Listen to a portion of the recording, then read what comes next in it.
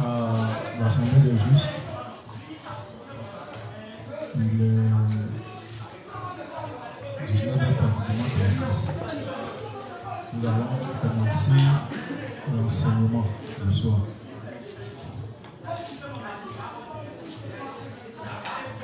Nous allons commencer l'enseignement du soir.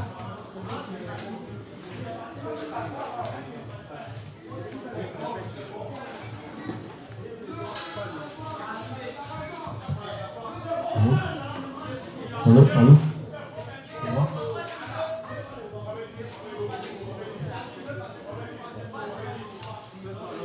Allô? Allô? C'est bon derrière.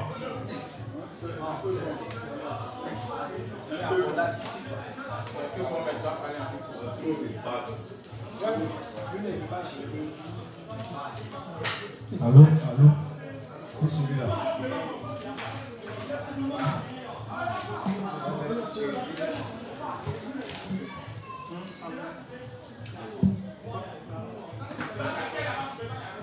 Ok, donc comme je l'ai dit, nous allons commencer l'enseignement du soir. Nous sommes aujourd'hui le lundi 23 mai. Voilà. 23 mai 2022. Donc, je serai avec vous durant toute cette semaine. Nous allons travailler sur le thème qui est le thème de la semaine qui est Satan et la persévérance des saints. C'est sur ce thème-là que nous allons travailler durant cette semaine. Mais avant tout, je me présente. Je suis à l'état civil Monsieur Noubou Pierre-André. Dans l'église des Saints, je suis ouvrier, pasteur en formation. Et responsable aussi établi sur une zone, qui est la zone de la cité verte. Et aussi responsable de la direction nationale d'administration d'identification du dénombrement, que j'appelle TENAI. Le thème du jour, comme je l'ai dit, c'est Satan et la persévérance des saints. Mais avant de rentrer dans le thème à proprement dit, je vais demander à ma collaboratrice qui est près de moi de m'introduire en prière entre les mains du Seigneur. Donc ensemble, priez pour moi. Mais juste, on va commencer par présenter notre foi au Seigneur. Ensemble, prions. Père Céleste, nous te disons merci de ce que tu nous as rendu sans péché devant toi pour toujours. Car c'est chaque jour de notre vie de foi que nous voyons que nous péchons en pensée, en parole, par action, et cela volontairement ou involontairement. Que nous devrions être jugés, jetés en enfer pour nos péchés. Mais dans ton amour plus grand que tout pour nous, tu nous donnes plus souvent le Seigneur Jésus-Christ.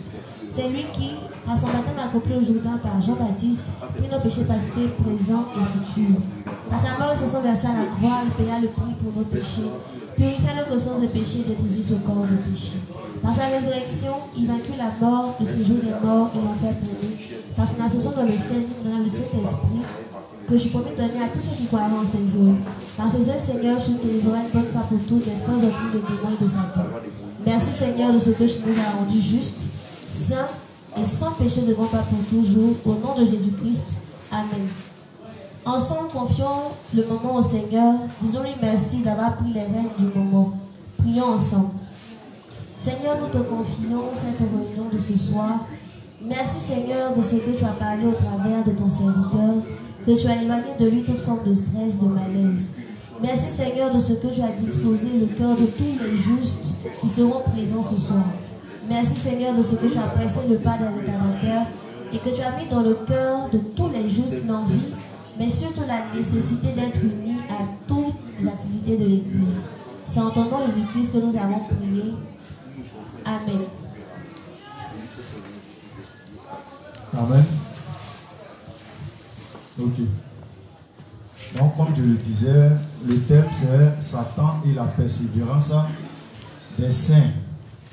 Ce thème fait partie des 5 combinaisons de la foi. C'est un des points des 5 combinaisons de la foi. On avait vu que dans les 5 combinaisons de la foi, il y a certains éléments qui avaient été cités lorsque l'inspecteur Adamon Luc Evra nous avait entretenu sur ce thème, les 5 combinaisons de la foi. Et parmi ces éléments, il m'a été confié de travailler sur le point qui est Satan et la persévérance des saints. Donc, on voit que dans ce thème-là, 2 points ressortent. Il y a Satan et il y a la persévérance des saints. Voilà. Ça veut dire que d'un point de vue, ces deux vont ensemble, sont des paires. Donc, c'est de savoir qui est Satan et aussi c'est quoi la persévérance des saints. Mais on va faire un travail. Le travail va consister d'abord à savoir qui est Satan, cette entité-là, qui il est. Voilà, donc on va d'abord rentrer. On va rentrer dans les livres du révérend. On va rentrer aussi dans la Bible pour voir qui est Satan. On sait que Satan, c'est Shaitan, qui veut dire opposant, qui veut dire accusateur, qu'on appelle aussi le diable. On appelle aussi le quoi? Le prince des démons. Donc, on lui attribue tout nom. Mais on sait tous que Satan, c'était un quoi? Un chérubin qu'on appelait Lucifer, qui veut dire as brillant, as de lumière. Et cet ange-là, qui, par orgueil, a voulu se mettre au-dessus de Dieu. Et on a vu qu'il a été quoi? Il a été déchu. Et quand il a été déchu, c'est là qu'il a changé d'aspect. Il est devenu Shaitan, qu'on appelle Satan. Il est devenu un axe ténébreux. Voilà. Donc, avant de rentrer là-bas, avant de rentrer dans les différents livres, on va dans le prélude d'abord aller dans le livre 36, à la page 223. Pour qu'on comprenne un peu pourquoi dans l'église de Dieu, ce n'est pas l'eau et le sang seulement qui est traité, mais il y a plusieurs autres thèmes qui sont traités. Parce qu'une chose, c'est que quand nous naissons de nouveau, nous avons l'impression que c'est l'évangile d'eau et d'esprit seulement qui doit être prêché dans l'église. Non. La Bible traite plusieurs thèmes, comme le renoncement à soi, comme quoi? La fin des temps, comme quel thème encore? L'union à l'église, quoi encore? Voilà, la nécessité d'identifier les serviteurs et plus d'autres thèmes. On se comprend, non? Voilà, donc on va rentrer dans le livre 36 où le révérend va allonger. Livre 36, page 223, paragraphe 2. Nous allons publier une série de livres sur l'évangile de l'eau et de l'esprit. Beaucoup de gens ont lu le premier livre et ont reçu le salut. Malgré cela, il y a des gens qui pensent que cela suffirait de publier un seul livre et donc nous dépenserions de l'argent inutilement. Mais ils pensent ainsi parce qu'ils n'ont pas goûté la parole de Dieu en entier. La parole de la Bible ne parle pas d'un seul sujet. Puisque Dieu veut que son évangile de l'eau et de l'esprit soit proclamé au monde entier, il veut nous enseigner différentes leçons. Donc, les gens du monde doivent aussi croire en l'évangile de l'eau et de l'esprit auquel nous croyons maintenant, obtenir le salut et la vie éternelle et recevoir la bénédiction de devenir enfants de Dieu. Nous avons déjà revêtu la grâce du salut du péché. Amen. Amen. Donc voici ce que le révérend nous dit. Il nous dit que vous allez voir pourquoi il a écrit près de 66 livres. Le livre 1, on sait que le livre 1 va plus s'étaler sur la nouvelle naissance, n'est-ce pas? Mais ce n'est pas la nouvelle naissance. La nouvelle naissance n'est que la clé qui nous permet d'avoir accès à la maison qui est quoi? Qui est le paradis, qui est l'église. Parce que étant dans l'église maintenant, l'église maintenant va nous enseigner beaucoup d'autres choses en dehors de l'évangile d'eau et d'esprit. Vous comprenez un peu? Donc voilà pourquoi il a pris la peine de pouvoir écrire d'autres livres qui vont traiter d'autres thèmes. Parce que étant dans l'église, quand nous naissons de nouveau, il y a beaucoup de choses que nous ne savons pas, donc nous sommes ignorants. Donc pour cela, quand il permet que nous ayons le salut, et en même temps, il forge notre foi en faisant quoi? En nous enseignant sur tous ces différents thèmes-là. Parce que c'est des choses que nous allons expérimenter en tant que des justes, en tant que des nés de nouveau. Donc voilà pourquoi il va prendre la peine dans les différents livres de faire quoi? De s'étaler en expliquant ces différents thèmes. Comme par exemple le renoncement à soi. On sait que Jésus dit quoi? Celui qui veut me suivre, qui fasse quoi? Qui renonce à lui et porte sa croix. Mais est-ce que quand nous naissons de nouveau, nous avons connaissance de ce thème-là en profondeur? On ne sait pas c'est quoi le renoncement. Donc, quand c'est comme cela, on est obligé de mener une vie de foi sans direction. C'est pour cela que le révérend dans les livres va faire quoi? Va nous montrer et nous expliquer c'est quoi le renoncement à soi. Et ayant compris, ayant vu comment le révérend nous a expliqué le renoncement à soi, c'est facile maintenant pour nous de faire quoi? De vivre une vie de renoncement à soi. Donc, il y a beaucoup de choses qui sont expliquées dans la Bible, en dehors de l'évangile d'eau et d'esprit. Alors quand on parle de la justice de Dieu, ça regroupe toutes ces choses-là, tous ces différents thèmes. Prière, par exemple. Comment prier? Nous savons que nous sommes quittés tous dans du légalisme. On avait notre façon à nous de prier. Mais quand on vient dans l'église de Dieu, on dit les choses anciennes sont passées, toutes choses sont devenues nouvelles. Donc maintenant, l'église va nous enseigner comment prier. Comme Jésus a eu enseigné cela à ses apôtres. Pour dire dorénavant, voici comment vous devez prier. Vous ne devez plus prier comme les païens. Parce que eux, quand ils prient, c'est pour faire valoir leur propre justice. Mais quand vous priez, voici comment vous devez prier. Vous devez prier dans les règles, afin que vos prières soient exaucées par votre Père. Vous voyez, non? Donc, c'est dans l'église qu'on apprend à prier. Je prends aussi l'exemple sur, par exemple, la fin des temps. Quand Jésus, dans le Matthieu 24, va résumer les choses qui vont arriver à la fin des temps, et que dans l'Apocalypse, les choses sont codées, c'est l'église encore qui va nous permettre de comprendre comment les événements vont se succéder et à ce qu'on soit enlevés par qui? Par le Seigneur Jésus-Christ. Donc, vous voyez que c'est dans l'église que ces différents thèmes-là sont traités.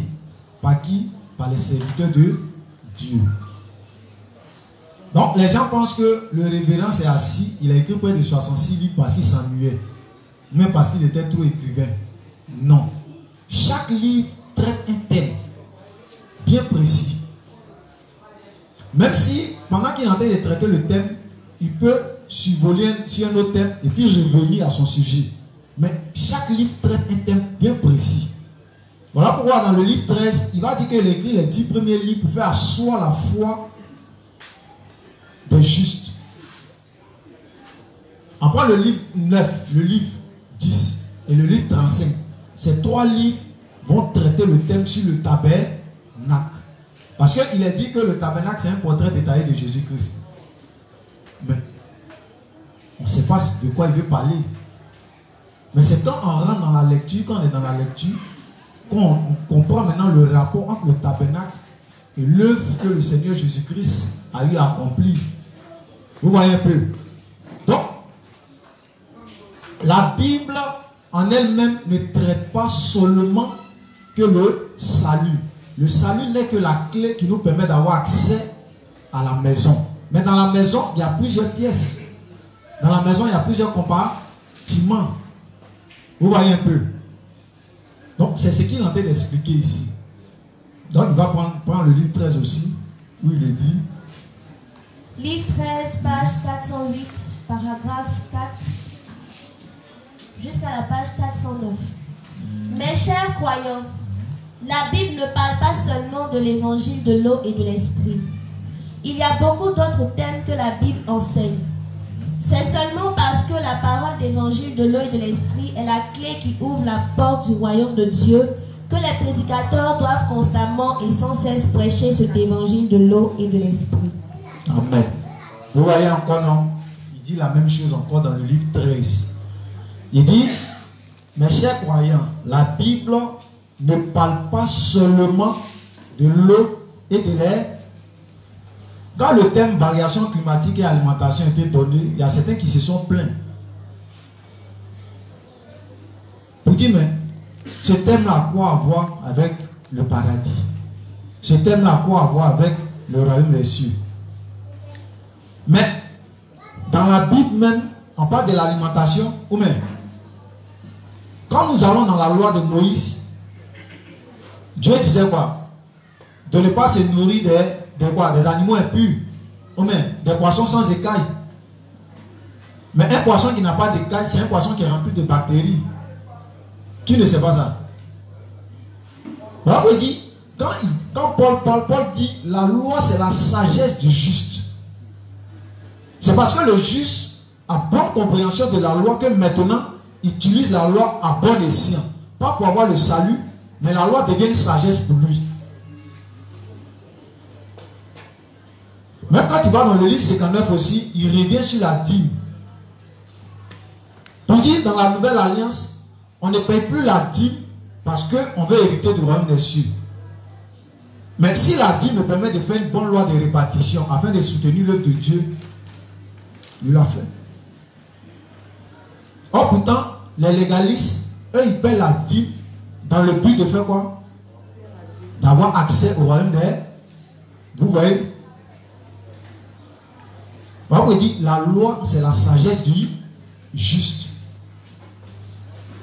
Donc, le thème alimentation et variation climatique, c'est un thème qui est très important pour le juste. Dans la mesure où, en tant que des saints, des hommes, nous devons bien nous alimenter. Nous devons bien nous nourrir. Parce que nous sommes des soldats. Nous devons être en bonne santé pour aller mener la guerre sainte. Mais si on s'alimente mal, c'est sûr qu'on ne peut pas durer. Et si on ne dure pas, on dit quoi? La moisson est grande, mais il y a peu d'ouvriers. Mais si le peu d'ouvriers même qui est là, meurt en cascade, Dieu va compter sur qui pour répandre son évangile. Voilà pourquoi ce thème-là est important. On se comprend? Donc c'est ce qu'il est en train de dire. La Bible ne traite pas seulement thème sur le salut. Quand on parle de la justice, il y a beaucoup de choses qui rentrent en ligne de compte. Parce qu'on nous parle de persévérance. On dit Satan est la persévérance des saints. Mais pour persévérer, il y a beaucoup de choses qui doivent rentrer en ligne de compte. Sinon, on est capable de mourir en cours de route. Ça va? Les justes. Est-ce que ça va? On se comprend? Voilà. Pour dire quoi? Pour dire simplement que la Bible, notre Bible, ne traite pas seulement l'évangile d'eau et d'esprit. Mais la Bible aussi traite d'autres thèmes. Ça va, non? Et c'est l'un des thèmes sur lequel on va travailler aujourd'hui. Satan et la persévérance des saints. Maintenant, Satan, là, c'est qui? Comment il est arrivé à là? Et comment lui devient notre ennemi. Quelqu'un dont nous devons nous méfier. Donc on va rentrer dans les tests pour voir c'est qui ce gars-là. Point Ézéchiel 28. À partir du verset 11.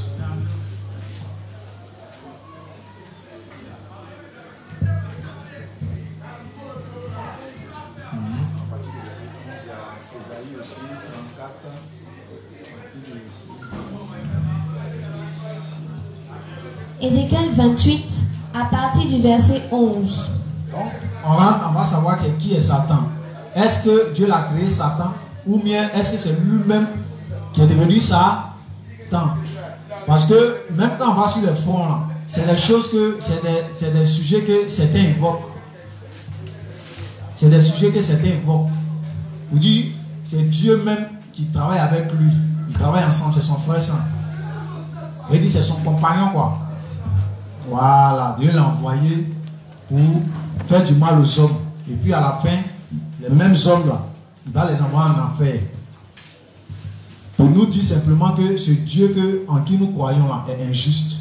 Or Dieu n'est pas injuste. Dieu c'est un Dieu de justice. Allons-y. On va voir qui il est. La parole de l'Éternel me fut adressée en ces mots. Fils de l'homme, prononce une complainte sur le roi de Tyr. Tu lui diras, ainsi parle le Seigneur l'Éternel. Tu mettais le sceau à la perfection. Tu étais plein de sagesse, parfait en beauté. Tu étais en Éden, le jardin de Dieu. Tu étais couvert de toute espèce de pierres précieuses, de sardoine, de topaz, de diamant, de chrysolite, d'onyx, de jaspe, de saphir, d'escarboucle, d'émeraude et d'or. Tes tambourins et tes flûtes étaient à ton service, préparés pour le jour où tu fus créé. Tu étais un chérubin protecteur, aux ailes déployées. Je t'avais placé et tu étais sur la sainte montagne de Dieu. Tu marchais au milieu des pierres étincelantes.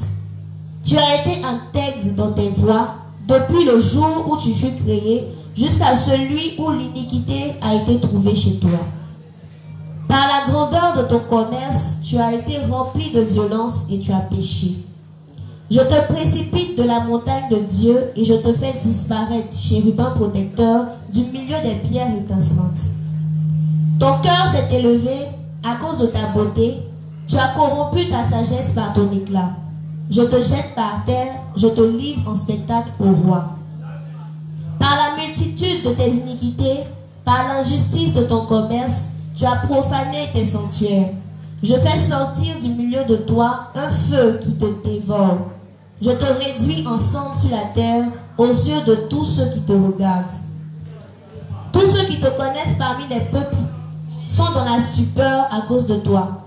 Tu es réduit à néant, tu ne seras plus à jamais. Amen. Donc on voit un peu, voici ce que Dieu est en train de nous dire de ce gars-là qu'on appelle Satan. Chétan, le diable. C'est un nom qui nous faisait peur quand on était petits. Amen. Satan, qui il est? Il est quitté où? Pourquoi il nous fatigue? Mais on va comprendre doucement, doucement en entrant dans les livres du révérend. Satan, c'est un ange. Les anges, c'est des créatures célestes. C'est des serviteurs. Et ils sont sous l'ordre du Seigneur Jésus-Christ. Et on sait que il y a des différents. Parmi la classe des anges, il y a ceux qu'on appelle les chérubins. Il y a ceux qu'on appelle les archanges. Il y a ceux qu'on appelle les quoi? Qui peut me dire aussi? Il y a chérubin, il y a archange, il y a quoi encore? Séraphin.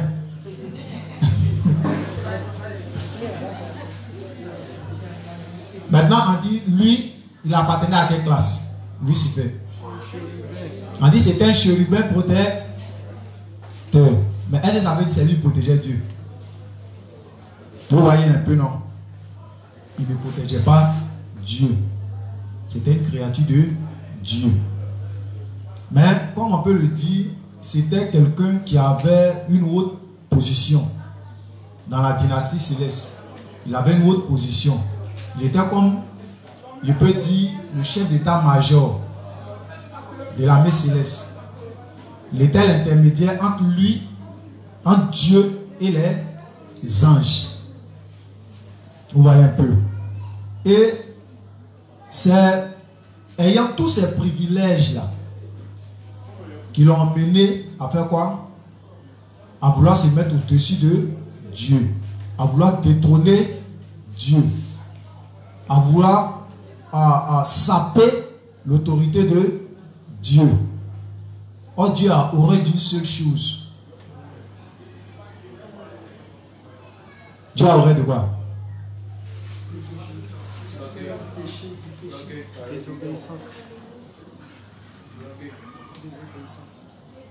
Dans le jardin d'Éden, il dit si vous mangez le fruit,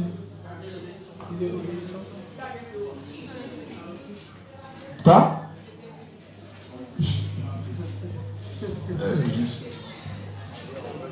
Dieu a horreur d'une seule chose. C'est quoi? Le péché. Mais ici, c'est quel type de péché? Il a voulu se mettre au-dessus de son créateur. Dieu a horreur de ça. Voilà pourquoi Dieu a horreur de ceux qui veulent obtenir le salut par leurs œuvres. Vous savez pourquoi? Est-ce que vous savez? Il a horreur d'une chose. Ceux qui veulent obtenir le salut par eux-mêmes leurs propres œuvres. Dieu a horreur de ça. Donc, quand Satan, voyant tous ces privilèges qu'il avait, a voulu se mettre au-dessus de Dieu, qu'est-ce qui s'est passé? Qu'est-ce qui s'est passé? Il a été déchu de sa position. Et on a vu qu'il a été chassé du ciel. Lui et qui? Lui et qui? On dit un tiers des anges.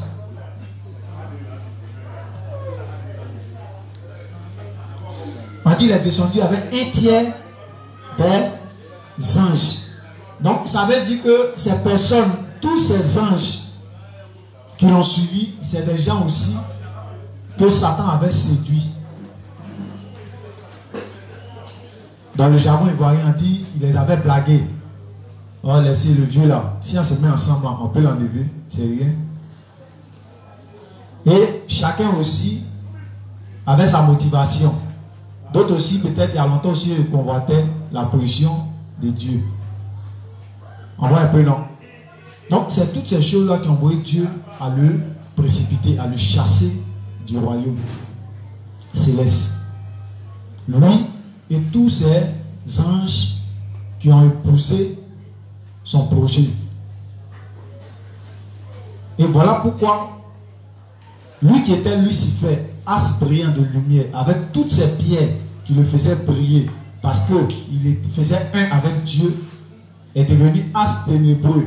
Voilà pourquoi on l'appelait Chétan, Satan, le diable. Et tous ces démons qui l'ont suivi là, tous ces anges qui l'ont suivi sont devenus des démons. C'est ceux-là qui sont les esprits des eaux, les esprits de bois, etc. Les mamiwata. C'est tous ces esprits qui l'ont suivi là. Tous ces démons, ces anges déchus là. Voilà pourquoi on l'appelle aussi le prince des démons.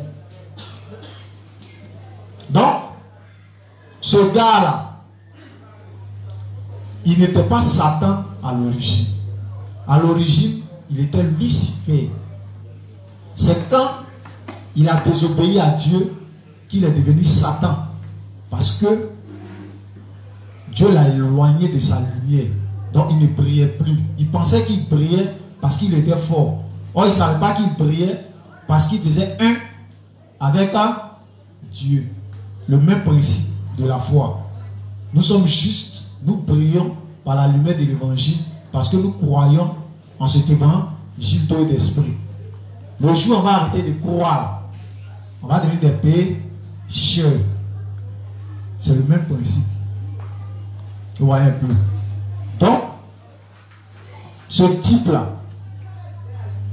on dit, lui là, on doit faire attention à lui. Pourquoi? Parce que quand il descend avec une colère. Et cette colère-là, elle va s'abattre sur qui? Sur les créatures de Dieu que nous sommes. Pourquoi? Parce que Dieu a un projet pour nous les hommes.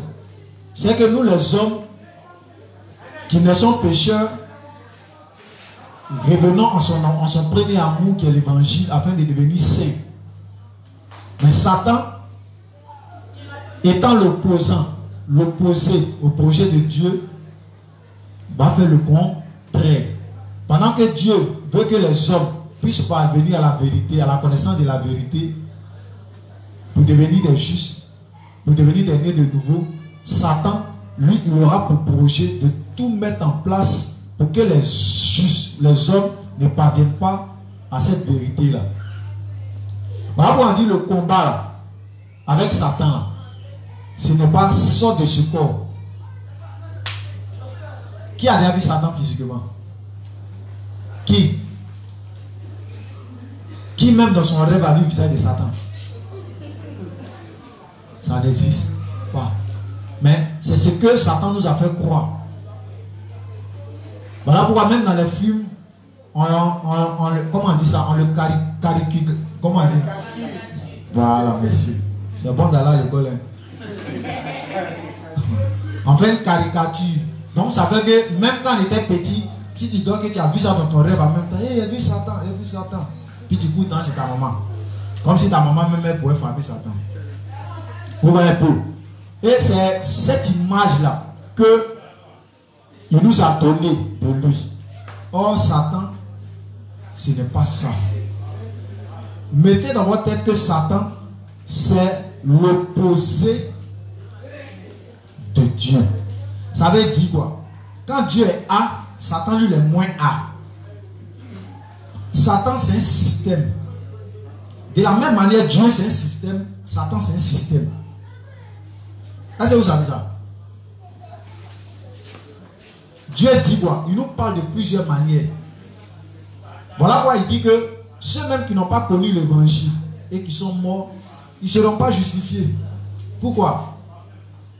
Parce que la nature même est là pour les interpeller. Mais au lieu de chercher le créateur qui est caché derrière la création, eux, c'est la créature qu'ils vont adorer. Donc ils ne seront pas justifiables.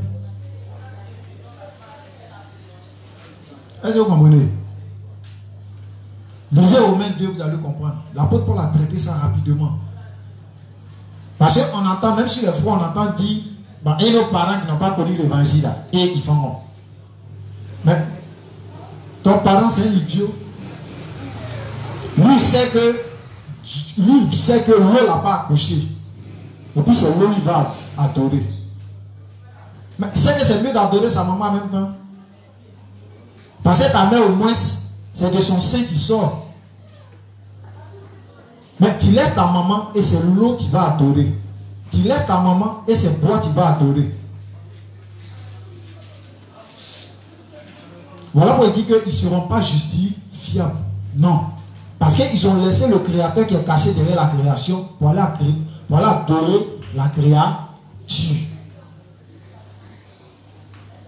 Donc, ça pour vous dire quoi? Ça pour vous dire que ce gars, Satan, c'est un système.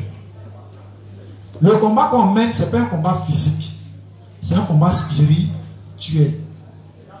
Parce qu'au même titre que Dieu a ses serviteurs qui travaillent pour lui, Satan aussi, il a des agents aussi sur la terre ici qui travaillent pour lui.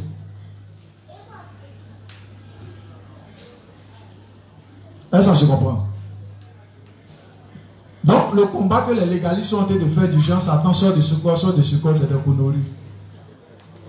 C'est des conneries. Dieu, Jésus-Christ, quand il vient chasser Satan, c'est avec la parole. Dans le désert, c'est pas ce qui s'est passé. Quand il est tenté par Satan, il réplique avec quoi?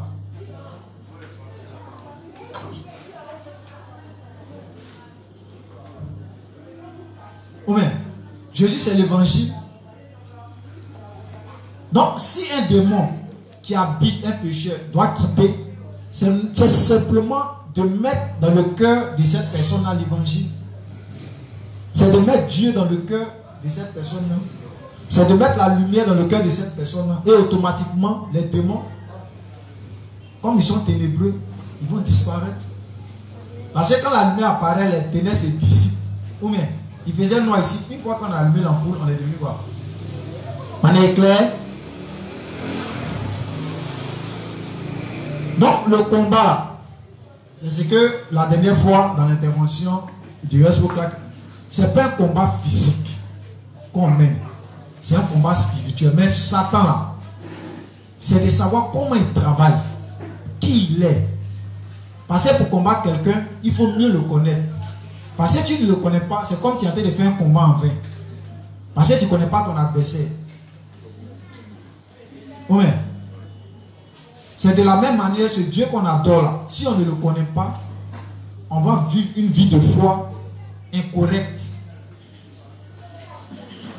Et on va passer notre temps à se plaindre. Parce que on ne connaît pas la personne avec qui nous marchons.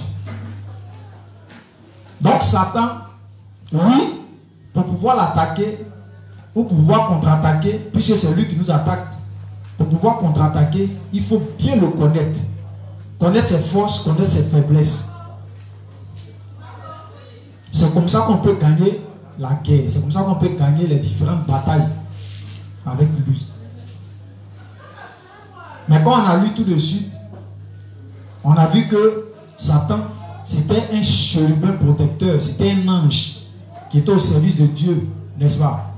Et c'est quand il s'est rébellé contre Dieu, c'est en ce moment-là qu'il est devenu Satan. Il est devenu opposant de Dieu. On voit le cas dans le jardin. Quand Dieu dit à Adam et Ève de ne pas manger le fruit, qu'est-ce que Satan vient faire? Il dit quoi? Il dit manger. Vous voyez que c'est le contraire de ce que Dieu dit. Lui, c'est comme ça, lui, il travaille. C'est comme ça, lui, il travaille. Donc, on va voir, on va rentrer maintenant dans les livres pour voir si ces anges-là, Dieu les a créés comme des robots, ou bien il a permis qu'ils aient aussi le libre arbitre. Ça va?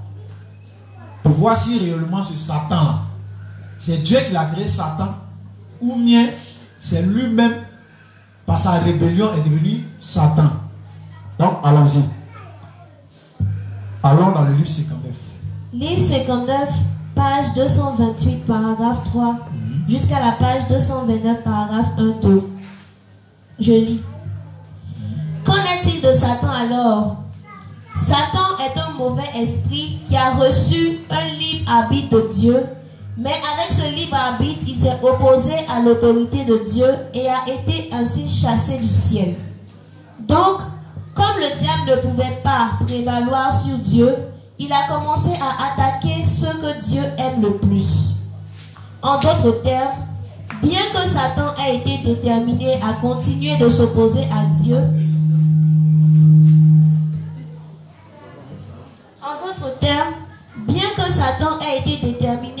à continuer de s'opposer à Dieu, il ne pouvait pas le vaincre. Et c'est pour cela qu'il a choisi un autre moyen de tourmenter le cœur de Dieu. C'est en nous attaquant, nous, êtres humains, les créatures les plus aimées de Dieu. C'est pour cela que Satan a trompé les êtres humains avec ses douces paroles pour commettre le péché et s'opposer à Dieu depuis. Et il essaie toujours de les attirer à l'enfer avec lui. C'est la stratégie que le diable a choisie pour blesser le cœur de Dieu. Satan n'est-il pas si mauvais et cruel? C'est la raison pour laquelle les êtres humains ont tant lutté à cause du diable. Dieu se sent-il alors mal parce qu'il ne pourrait pas vaincre le diable? Non, ce n'est pas le cas. Dieu a permis à Satan de travailler sur la terre afin de voir si nous, humains, désirons vraiment ou non son amour précieux plus que les plaisirs physiques de ce monde et la tentation du diable. Amen.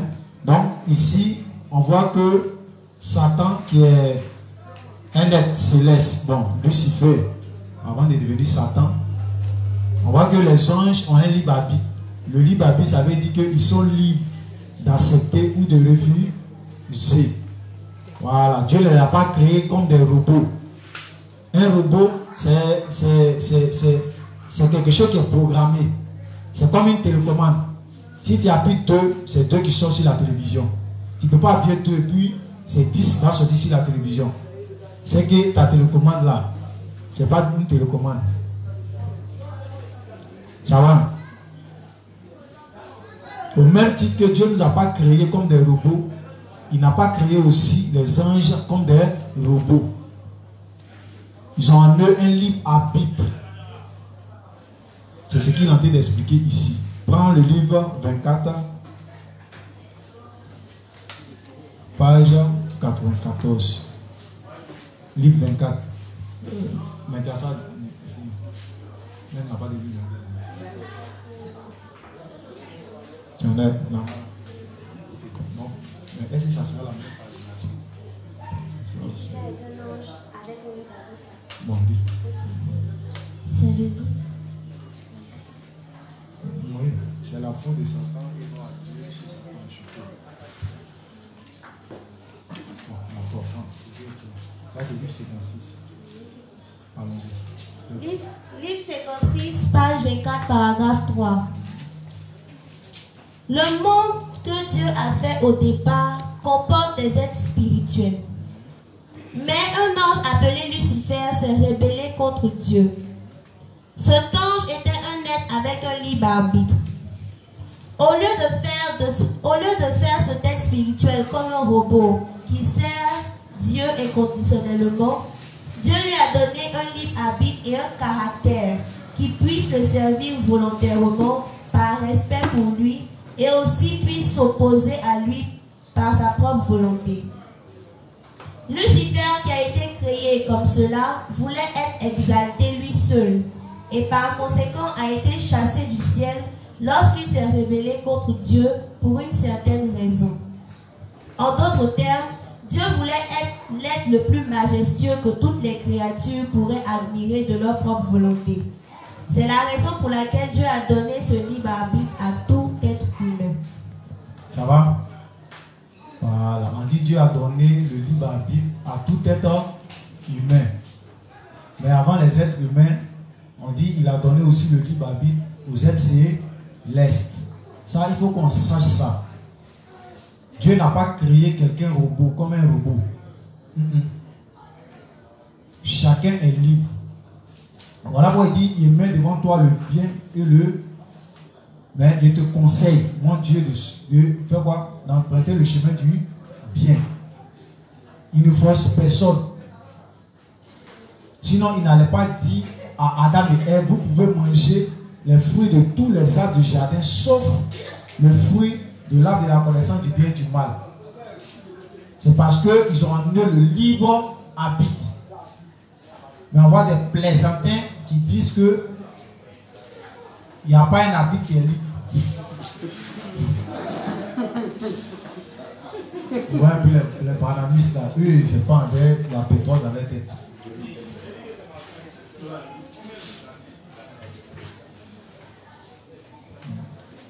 Ça va, non? Donc, Dieu n'a pas créé quelqu'un comme un robot. Jamais. Il dit les anges là, ils ont le libre arbitre. Donc, si Lucifer s'est rébellé, c'est parce que cet orgueil est monté dans son cœur. Il a voulu se mettre au-dessus de qui? De Dieu. On dit qu'il a été séduit par son commerce. Il y a un texte de Corinthiens qui dit, on dit qu'il a été séduit par son commerce. Quand on dit commerce, ce n'est pas vendre banane. Voilà. Ça veut dire que il a été pris par tous les privilèges qu'il avait. Puisque c'est lui qui était l'intermédiaire entre Dieu et les anges. Donc imaginez. Donc toi, tu es le chef d'état-major de l'armée. Forcé, il y a des pensées qui vont devenir en tête du genre, mais le président là même, s'il fait d'une manière, il peut l'enlever parce que c'est moi qui dirige l'armée. Mais oui, la plupart des coups d'État, ce sont les généraux qui le font. Parce que ils ont la main sous leur direction.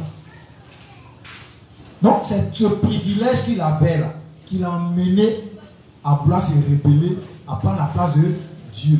Or, il ne sait pas que Dieu, c'est un mec chinois. Il ne montre pas tout. C'est-à-dire, il te met dans une position, tu penses que c'est toi qui le surveilles. Or, c'est lui qui te surveille. Et Satan était étonné quand il a voulu se rebeller que Dieu a fait sortir la dernière phrase du maître chinois du sanctuaire. Il est pris dans le jeu. Vous voyez un peu, non?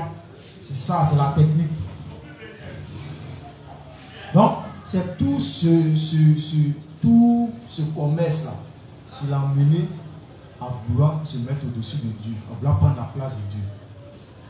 Ça va? Donc, les anges ont en eux un libre arbitre, au même titre que les êtres humains. Aussi, ils ont un libre arbitre. Ils sont libres de choisir. Dieu ne force personne. Voilà pourquoi dans Jean 3, verset 16, il dit quoi? Car Dieu a tant aimé le monde qu'il a donné son Fils unique, afin que, or quand on dit quiconque, ça veut dire que n'importe qui, il ne force personne. Si tu n'as pas choisi l'évangile de l'eau et de l'esprit, que tu es mort, tu connais ton sort. Si tu as accepté l'évangile de l'eau et de l'esprit, que tu meurs, tu connais aussi ton sort. Il ne force personne. C'est comme ça que Dieu travaille. Il veut que tu viennes à lui de ton propre gré. Il veut que tu viennes à lui de ton propre gré. Ça va? Ça va les justes? Ça va?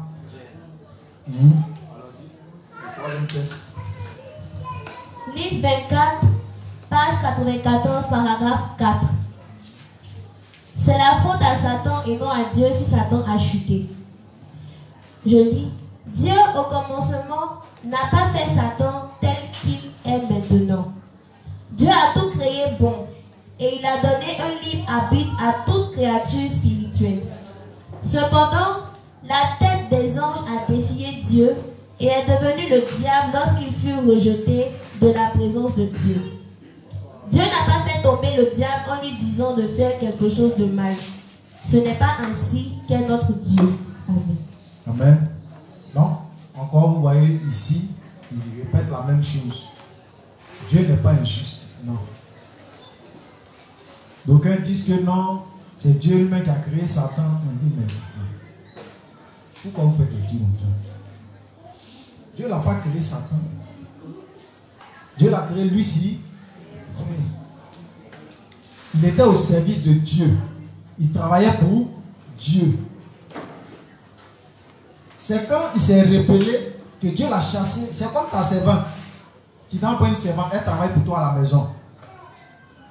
Et puis, arrivé à un certain moment, comme elle commence à chercher garçon, tu parles 1, elle parle 15. Tu parles 3, elle parle 51. Et puis, tu la chasses. Et puis, comme ceux qui sont dehors ne connaissent pas le problème, eux disent, ah, la fille, elle n'a rien fait. Et puis, sa patron l'a chassé. Mais quand tu viens et que tu t'approches et que tu demandes et qu'on t'explique le vrai problème, c'est en ce moment que tu dis, ah, vous voyez un peu. C'est la même chose avec Satan. Dieu ne l'a pas créé Satan. Dieu ne l'a pas créé Satan. Mais c'est quand il s'est rebellé qu'il est devenu Satan. Parce qu'il n'était plus sous la coupole de Dieu. Lui pensait qu'il brillait parce que c'était un champion. Or, il ne savait pas qu'il brillait parce qu'il faisait un avec Dieu. Mais dès l'instant où Dieu l'est loin de lui, il est devenu as ténébreux. Donc Dieu ne l'a pas créé Satan, non. Il dit qu'il a créé tous les êtres célestes avec le libre arbitre. Maintenant, si tu t'es laissé tromper par tes pensées, tu ne peux qu'en vouloir qu'à toi-même. Mais au lieu de chercher à se repentir, il cherche à se protéger de Dieu. Voici son grand problème. Et comme il sait qu'il ne mourra pas Dieu, il va s'attaquer à qui? Et c'est nous les pauvres. Allons souffrir. C'est ça, non? Parce qu'il sait qu'en s'attaquant à nous, aussi ça va faire mal à Dieu.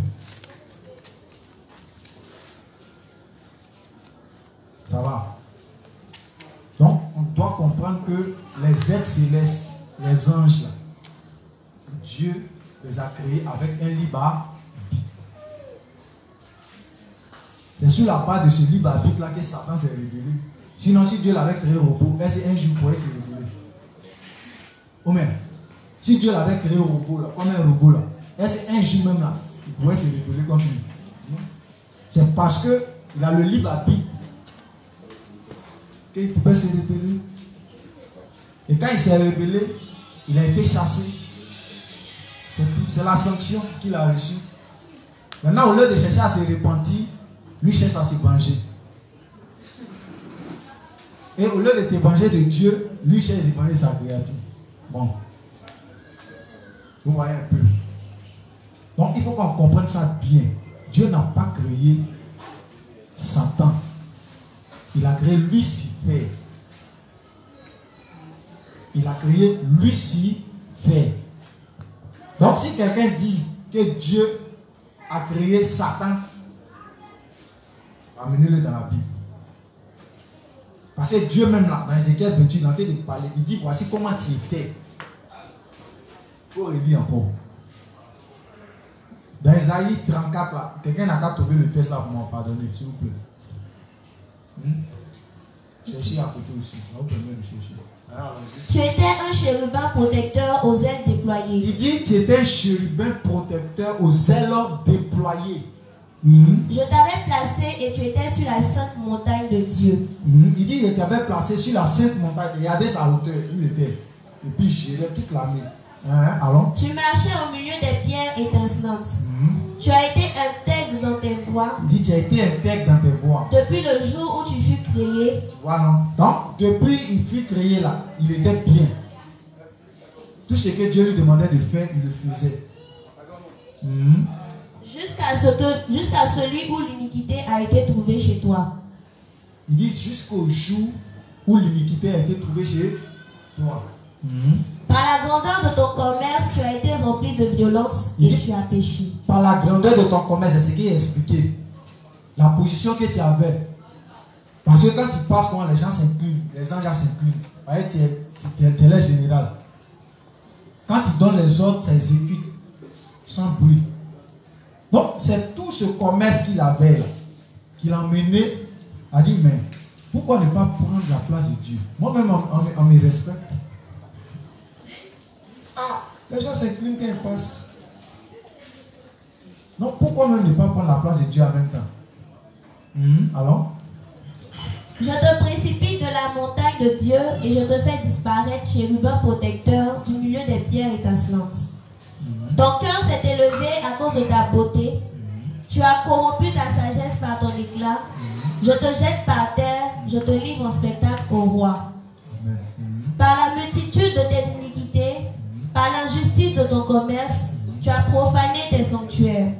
Je fais sortir du milieu de toi un feu qui te dévore. Je te réduis en cendre sur la terre aux yeux de tous ceux qui te regardent. Tous ceux qui te connaissent parmi les peuples sont dans la stupeur à cause de toi. Tu es réduit à néant, tu ne seras plus à jamais. Donc on comprend un peu, vous voyez un peu. Voici comment il était jusqu'à ce qu'il pêche. Voici comment Lucifer était. Bon, il peut dire Satan. Il était Lucifer jusqu'à ce qu'il devienne Satan, il devienne le diable. Ça va? Donc, imaginez, si Dieu l'avait créé comme un robot, est-ce qu'il pouvait un jour chercher à les désobéir? Non.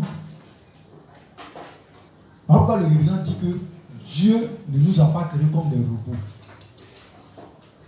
Il nous a créés en ayant en nous le libre arbitre, le libre choix.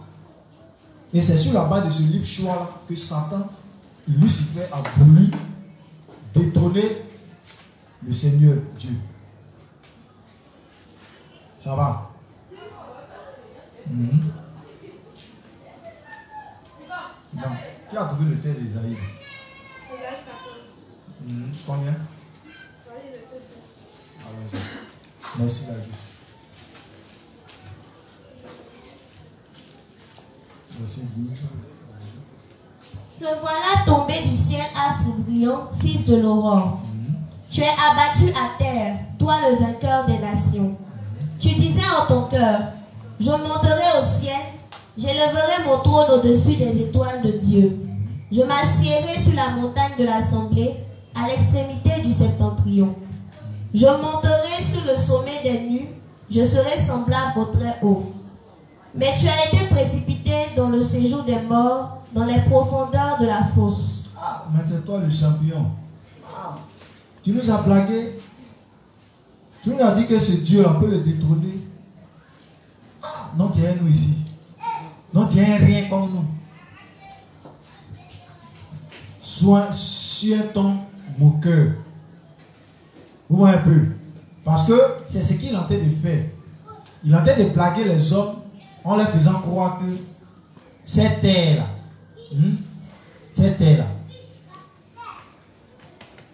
eux, ils peuvent se mettre ensemble pour détrôner Dieu.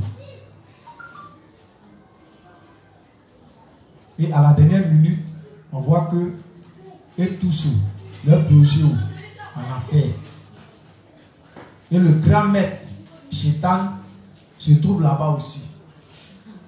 Donc ils sont étonnés. Aïe, mais c'est pas toi qui as frappé le monsieur. Toujours tu lui disais que, à cause ça, on s'entraîner avec toi pour le frapper. Mais, tu es nous ici. Je vais, tu es un plaisantin. Vous voyez un peu. Pour dire quoi? Voici ce que Satan, à l'origine, était. Il était dans une bonne position. Il brillait. Il était respecté de tous les anges. Et Dieu même l'aimait beaucoup. Jusqu'à ce qu'il se rebelle pour devenir aujourd'hui Satan. Et ce gars-là, voulant se venger de Dieu, il va s'attaquer à qui? À ses créatures. Quand on parle de ces créatures, on parle des hommes. Et à toute même la création. Parce qu'on va voir que, inspirant les hommes, ils vont faire quoi? Ils vont détruire cette terre que Dieu avait créée. Ils vont bouleverser les choses naturelles. Vous voyez un peu. Donc ce gars-là, Satan, c'est quelqu'un qu'on doit prendre au sérieux. Donc le combat, ce n'est pas un combat physique, comme je l'ai dit. C'est un combat spirituel. Mais pour mener ce combat spirituel, il faut que lui-même, en tant qu'individu, on le connaisse bien. Parce que si nous ne le connaissons pas, on ne sait pas de quoi il est capable. Mais si tu ne sais pas de quoi ton adversaire est capable, tu contre-attaques comment? C'est ça. Parce que quand on était dans le légalisme, on nous montrait un Satan qu'on purige. Quand on tue avec un fusil, un machette. Vous voyez un peu, non? Un esprit, tu ne vois pas, mais tu le puriges. Vous voyez un peu. Donc, ce gars, on doit bien le connaître. Aujourd'hui, pour la première séance, il a voulu qu'on comprenne ça. Qui est Satan? Est-ce qu'il a été créé Satan par Dieu ou c'est lui-même qui est devenu Satan à cause du péché qu'il a eu à commettre depuis le ciel? Parce que si en tant que juste on pense que Dieu a créé Satan, c'est qu'il y a un problème dans notre foi d'abord. Alors pourquoi il faut qu'on corrige ça en même temps ici, en famille? Dieu n'a pas créé Satan, jamais. Il a créé Lucifer. as brillant. Il brillait, il intercellait. C'est ça, non? Bah, il faut demander en direct. Donc, un peu, il brillait. Il était grand. Il était puissant. Au niveau des anges. Mais il a pensé que cette petite puissance que Dieu lui avait donnée là, il pouvait utiliser cette puissance-là pour détrôner Dieu. C'est moi connaître le maître Shaolin. Donc, il faut qu'on comprenne ça, les justes. Il a été créé Lucifer. Lucifer là, ça veut dire un ange qui brillait. Ou un peu non. On a cité les pierres qui lui permettaient de briller dans Ézéchiel 28. Donc imaginez comment il était. Jusqu'à ce que, en péchant, il devienne ténébreux, rempli de péché. Alors on dit il est le père des pécheurs. Parce qu'il a été le premier à avoir péché dans le ciel. Ou un peu. Mais il y a une doctrine qui dit, comment on les appelle là, les gracistes là, ils nous font croire que le péché, c'est la pensée de Satan. Bon, dis-moi, ok, il n'y a pas de souci. Mais si le péché c'est la pensée de Satan, il faut nous dire qui était le Satan de Satan. Mais qui était le Satan de Lucifer?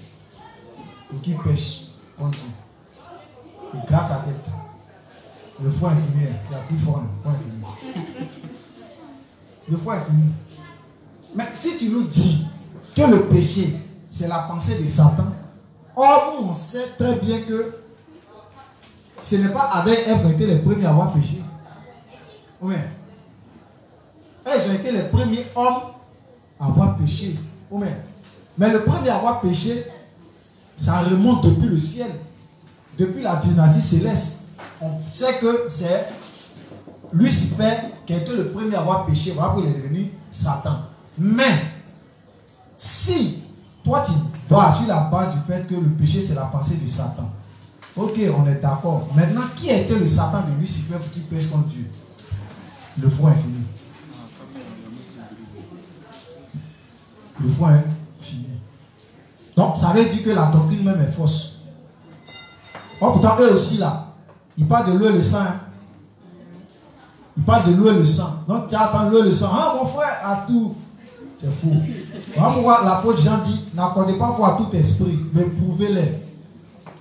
On dit, quand Paul est parti en galaxie là, près des autres disciples là, on dit qu'il a exposé l'évangile qu'il a reçu, avant que eux l'appellent frère. Donc, c'est pas parce que tu as dit l'eau et le sang que tu es mon frère. Non. Et eux-mêmes ils disent là-bas que l'eau là est facultative. Oui. Il dit l'eau est facultative, le sang a plus d'importance que l'eau. Mais vous allez les croiser, n'ayez pas peur. Vous allez les croiser. Mais on dit ça pour les nouveaux justes. Parce que quand ils vont croiser quelqu'un qui va dire lui quoi, l'autre doit être fort. Le sang, c'est pas la croix. Non, Jésus, c'est pour les péchés. Non, mon frère. Va en profondeur. Tu vas voir si vraiment c'est ton frère. Donc, il y a beaucoup de choses. Voilà pourquoi on dit aux juifs de s'unir afin d'apprendre. Il y a beaucoup de doctrines qu'on va croiser. Donc, il faut qu'on apprenne. Il y a quelqu'un comme ça qui m'a dit non, mais c'est Dieu qui a créé Satan pour que les deux jouent le même jeu. J'ai dit, mais attends, il ne faut pas te foutre de mon intelligence. Ah, je vais prendre mon ami, et puis on joue le même jeu, et puis à la fin, il le tue. C'est quoi ça? Ah. Mais tu vois que lui, il est dans sa logique. Pour lui, c'est normal. Parce qu'ils ont mal compris les choses. Même la prédestination. Quand il parle de la prédestination, mais c'est une prédestination fataliste. Du genre, c'est une damnation. Dieu, c'est-à-dire que, bon, depuis le ciel, lui, il n'aime pas tête de Momo. Dès que Momo vient, il sait que Momo, lui, c'est un affaire. Bon, regarde. Bon, il l'aime peut-être, il reste pour Amos. Bon, reste pour Amos, lui, c'est au paradis. Voici comment eux, ils conçoivent la façon dont Dieu travaille. Hein. Et ils croient en ça fermement. Mais est-ce que la prédestination, c'est comme ça? C'est vrai que la prédestination est biblique. Mais est-ce que c'est ce que Dieu dit? Mais si toi tu m'as choisi pour aller en enfer, tu ne peux pas venir encore venir me dire, venir me juger. Pourquoi? Non. Donc vous voyez, non? Mais toutes ces choses-là sont mises en place dans le but d'emmener les hommes à ne pas connaître l'évangile d'eau et d'esprit. Mais ça, on va rentrer dans, quand on va rentrer dans le domaine, comment Satan travaille là. On va rentrer dedans pour que vous compreniez un peu. Alors, on dit que Satan, ce n'est pas un être qu'on voit, qu'on peut frapper. C'est faux. C'est ce qu'ils nous ont fait croire. Satan, c'est un système qui est mis en place dans le but d'emmener les hommes à ne pas chercher Dieu. Est-ce que vous comprenez? Le système est mis dans le but d'emmener les hommes à ne pas chercher Dieu. Mais quand on va rentrer dans comment il travaille, vous allez voir ça au fur et à mesure. Parce qu'il travaille fortement dans les péchés. Et même aussi, il fatigue aussi les justes. Vous voyez, non? Donc ce type-là, on ne doit pas le sous-estimer. Le thème est évocateur. Satan et la persévérance des saints. On va travailler d'abord sur Satan. Et après, maintenant, on va travailler sur la persévérance des saints. Et on pourra comprendre facilement la persévérance des saints. Lorsque on va bien comprendre qui est Satan. C'est en ce moment-là qu'on comprendra pourquoi nous devons persévérer dans la foi. Ça va? Lequel? Ok, donc on va lire encore. Livre 22, page 137. On est toujours, hein? Voilà. Voilà. Les êtres célestes, les anges sont pourvus d'un libre arbitre. Ils ont un libre arbitre. Voilà. Ils ne sont pas des robots. Donc si Satan s'est révélé, livre 22, la page 137, le paragraphe 1. C'est la même page.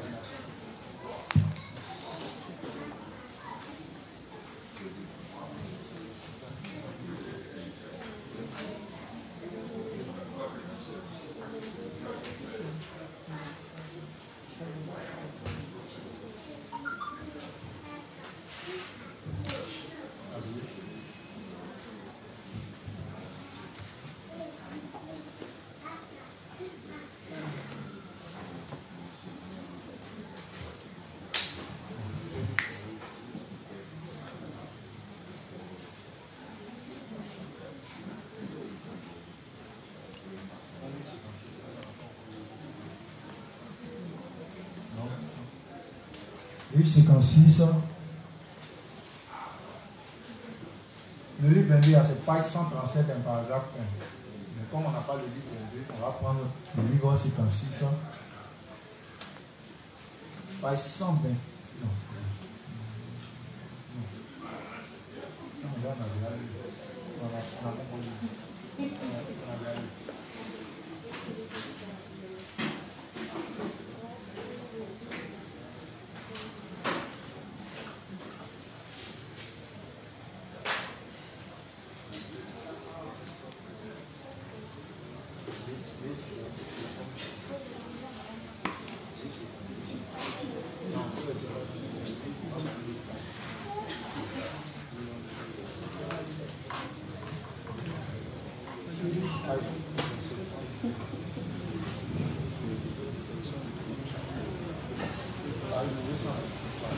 Livre 27, page 226, paragraphe 3. Livre 27. Livre 27, page 226, le paragraphe 3. Associé à la page 227, le paragraphe 1 et 2. Et puis, le livre 28.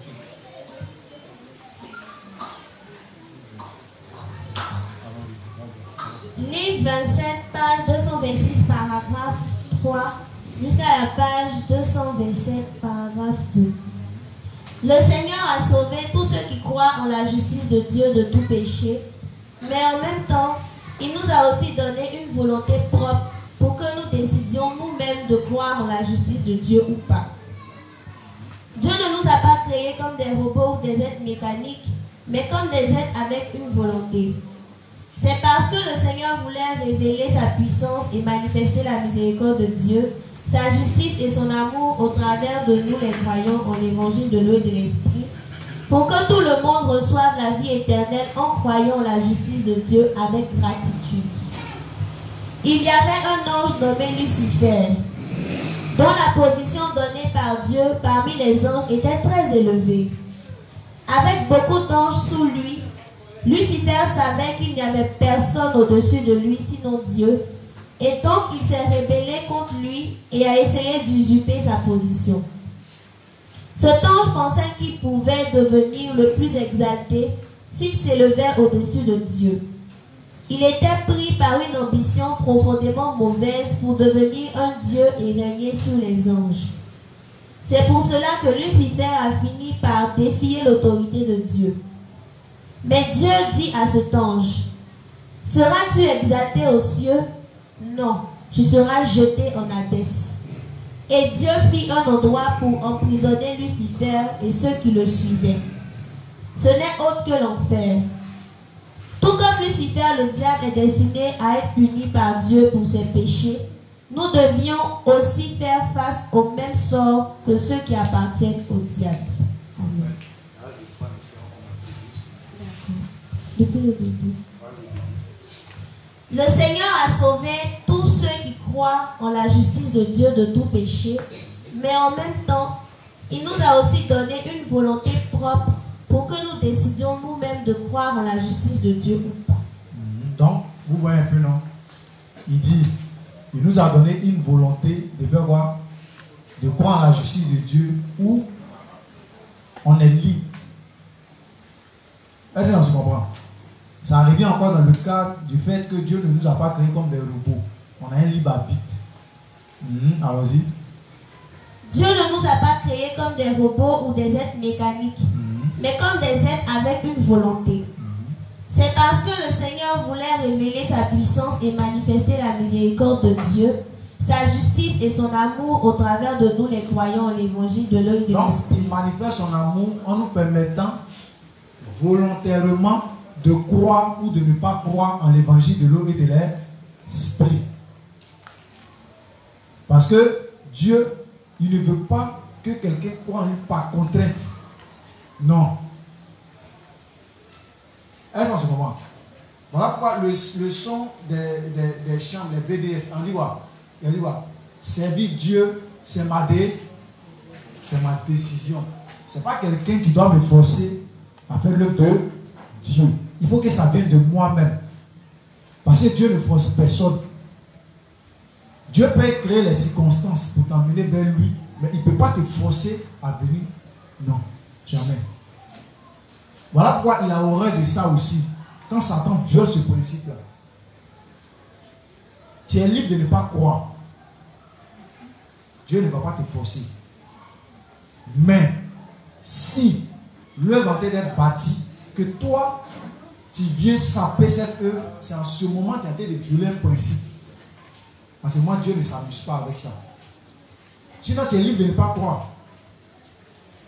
On a vu ça avec la parabole du blé et de l'ivraie. Amen. Quand ses serviteurs voulaient aller arracher l'ivraie, il a dit quoi? Il dit laissez. Chacun est libre de s'aimer. Moi, il est semé. Il est passé derrière moi pour s'aimer. Laissez. Mais à la moisson, c'est à la moisson là, on fera la différence entre ce qui est ivraie et ce qui est blé. Voici comment Dieu travaille. Donc, c'est un principe que Dieu connaît très bien. Parce qu'il ne veut pas que quelqu'un vienne à lui par contrainte. Non. Mais il vient dans sa pleine volonté, avec un plein amour. Il vient parce qu'il fait confiance en ce Dieu-là. Il vient parce que il a cru en cet amour qu'il a manifesté pour moi. Donc, en faisant l'œuvre de Dieu, je ne le fais pas parce que quelqu'un me force à le faire, mais je le fais par gratitude par rapport à l'œuvre que le Seigneur Jésus-Christ a accompli pour ma personne. C'est tout. Donc, il parle de volonté. On est libre de venir. On est libre de ne pas venir. Mais sache que tout pas que tu vas poser aura une conséquence. Ça va? Donc, chacun doit assumer les conséquences des pas qu'il pose. Au fait, c'est ce que Dieu veut. Après, il dit, il y a le bien, il y a le mal. Mais moi, je te conseille de suivre le bien. Si tu as suivi le mal, il n'y a pas de souci. Mais sache que chaque pas que tu poses aura une conséquence. Ça va? Allons-y. Il y avait un ange nommé Lucifer, dont la position donnée par Dieu parmi les anges était très élevée. Donc, il prend maintenant l'exemple de Lucifer. Tu vois un peu, un ange. On dit sa position était très élevée. Comme on l'a dit au début. Avec beaucoup d'anges sous lui, Lucifer savait qu'il n'y avait personne au-dessus de lui sinon Dieu. Tu vois, non? Donc, il sait que, à part Dieu, là, il n'y a personne qui était au-dessus de lui, qui le commandait. Et donc, il s'est rebellé contre lui et a essayé d'usurper sa position. Donc, voyant ça, c'est ce qu'il a expliqué dans Ézéchiel. C'est le commerce, tout, cette grandeur qu'il avait, le respect qu'il avait de la part des anges. C'est toutes ces choses-là qui l'ont amené à dire, mais pourquoi ne pas prendre la place de ce vieux en nuit qui est en haut là-bas? Parce que il a la main entre mes mains. Si elle a la main entre mes mains, il est affaibli. Oh, c'est mal connaître Dieu. Lui, il a le pouvoir de la création. Oui. C'est le problème de Satan. Satan n'a pas le pouvoir de la création. Oh, Dieu, lui a le pouvoir de la création. Vous allez comprendre le phénomène de la mort. Quand un homme meurt, on dit quoi? Il y a son esprit qui va où? Dans le séjour des morts, n'est-ce pas? Et l'âme est prise par qui? Par un ange. Tu vas dans l'autel. Oui, Apocalypse 6. Mais, regardez, on sait que le séjour des morts, c'est un gros démon qui avale tous les esprits, n'est-ce pas? Mais regardez le piège. Pourquoi Dieu enlève l'âme et l'esprit va au séjour des morts? Mais Satan, connaissant ça, il ne peut pas utiliser les esprits parce qu'il n'y a pas d'âme. Dieu, c'est un mec Shaolin. C'est l'âme qui donne vie à l'esprit. Sans l'âme, l'esprit n'est rien. Pourquoi les deux font un? Donc Satan ne peut pas utiliser les esprits que le séjour des morts a avalé pour augmenter l'effectif de ces démons. Il ne peut pas. Voilà pourquoi le seul moyen qu'il peut utiliser, c'est utiliser les hommes qui n'ont pas encore reçu la rémission de leur péché. Les utiliser pour son projet. Point. Ça va un peu. Ça va, non? Oh, Dieu, lui, il a la possibilité de créer. Voilà pourquoi il a dit à Moïse, il dit à Moïse et Aaron, laisse, il va les tuer tous. Et puis il va répartir un nouveau plus bas. Lui, il a la possibilité de le faire. Parce que c'est lui qui est la source de la création. Contrairement à Satan. Donc ce Dieu qu'on suit là, il est puissant. N'ayons pas peur. Il est puissant. Il est très très puissant. Mais c'est quand on va bien le connaître, c'est en ce moment-là qu'on verra sa véritable puissance. Pour le moment, on a l'impression que bon, Dieu là même, est-ce qu'il est puissant même? Bon, tu as dit de quoi, quand comment faire comment? Il est très puissant. Vous voyez un peu. Tous les pas qu'il pose sont calculés. C'est Satan qui doit. Il regarde Satan en train de s'amuser. Lui, il le regarde. Dis-toi, tu ne sais pas ce qui t'attend. Quand il crée l'enfer, ce n'est pas pour les hommes que Dieu a créé l'enfer. Ça, il a dit ça une fois. Dieu n'a pas créé l'enfer pour les hommes. Dieu a créé l'enfer pour Satan et ses démons. C'est pour eux. C'est-à-dire que c'est la sanction finale qui est là. Mais comme les hommes ont préféré suivre Satan, Voilà pourquoi eux aussi, ils vont le suivre à l'enfer aussi. Sinon, ce n'est pas pour eux qu'il a créé l'enfer. Non. C'est pour Satan et ses démons. Ça va? Donc, il faut qu'on comprenne ça bien, correctement. Dieu n'a pas créé les êtres célestes comme les hommes, la race humaine, comme des robots. C'est ce qu'il est en train d'expliquer ici clairement. Allons-y, continue. Cet ange pensait qu'il pouvait essayer. Cet ange pensait qu'il pouvait devenir le plus exalté s'il s'élevait au-dessus de Dieu. Il était pris par une ambition profondément mauvaise pour devenir un Dieu et régner sur les anges. C'est pour cela que Lucifer a fini par défier l'autorité de Dieu. Mais Dieu dit à cet ange, seras-tu exalté aux cieux?